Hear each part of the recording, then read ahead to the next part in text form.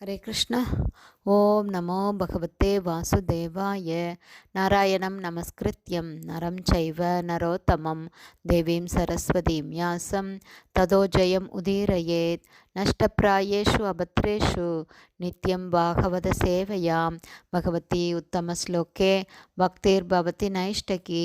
मुखं करोति वाचालं पङ्गुं लङ्कायते गिरिं यत्कृपातमहं वन्दे श्रीगुरुं दीनतारिणं பரமானந்த மாதவம் ஸ்ரீ சைத்தன்ய ஈஸ்வரம்.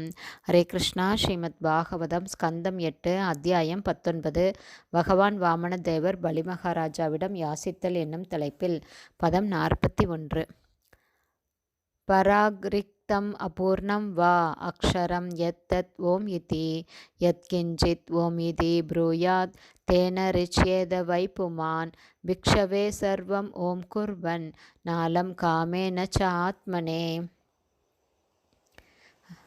ஹரே கிருஷ்ணா. இதோட பர்பட் போன ஆடியோவில் பாதி பார்த்துருக்கோம். பேலன்ஸ் இப்போ பார்க்கலாம்.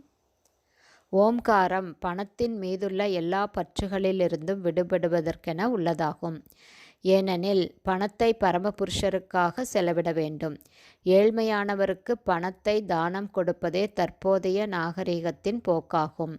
அத்தகைய தானத்திற்கு ஆன்மீகமான மதிப்பில்லை. ஏனெனில் ஏழைகளுக்குரிய பல மருத்துவமனைகளும் மற்ற ஸ்தாபனங்களும் இயக்கங்களும் இருந்த போதிலும் 3 ஜட இயற்கை குணங்களுக்கேற்ப ஒரு பிரிவினர் எப்போதும் தொடர்ந்து ஏழைகளாகவே இருக்கும்படி விதிக்கப்பட்டுள்ளனர் என்பதை நாம் உண்மையாகவே காண்கிறோம். தர்ம சிந்தனையுள்ள ஸ்தாபனங்கள் பல இருந்தாலும் மனித சமூகத்திலிருந்து ஏழ்மை இன்னும் வெளியேற்றப்படாமலேயே உள்ளது. எனவே பிக்ஷவே சர்வம் ஓம் குர்வன் நாலம் காமேன ச ஆத்மனே என்று இங்கு பரிந்துரைக்கப்படுகிறது. ஏழைகளுக்கு இடையிலுள்ள பிச்சைக்காரர்களுக்கு ஒருவன் அனைத்தையும் கொடுத்துவிடக்கூடாது. கிருஷ்ண பக்தி இயக்கமே இதற்குரிய மிகச்சிறந்த உதாரணமாகும். இந்த இயக்கம் ஏழைகளிடம் எப்போதும் அன்பு கொண்டுள்ளது.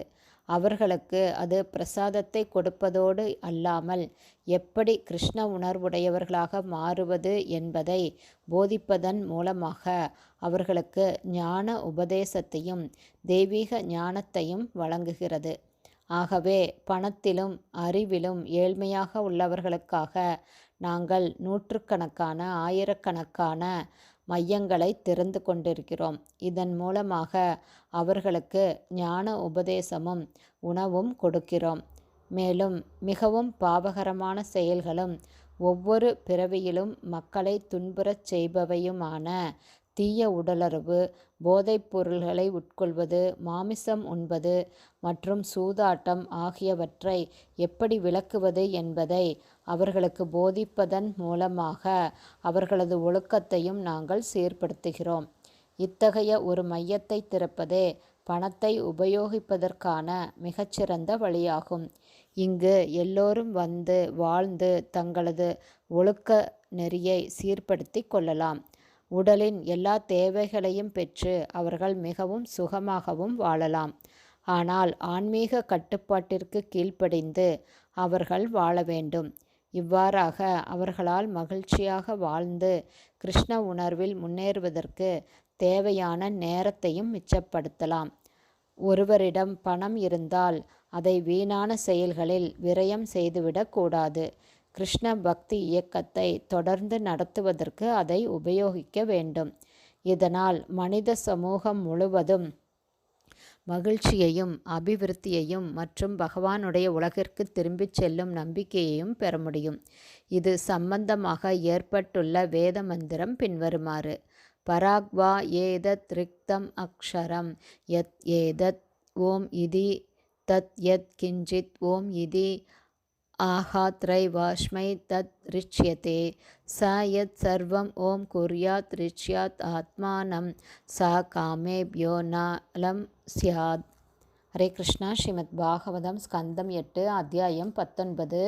பகவான் வாமன தேவர் பலி மகாராஜாவிடம் யாசித்தல் என்னும் தலைப்பில் பதம் 41 ஸ்ரீல பக்திவேதாந்த சுவாமி பிரபுபாதாவின் விளக்க உரை இத்துடன் நிறைவடைந்தது. ஹரே கிருஷ்ணா. ஸ்ரீல குருதேவுக்கு ஜெய். ஸ்ரீல பிரபுபாதுக்கு ஜெய்.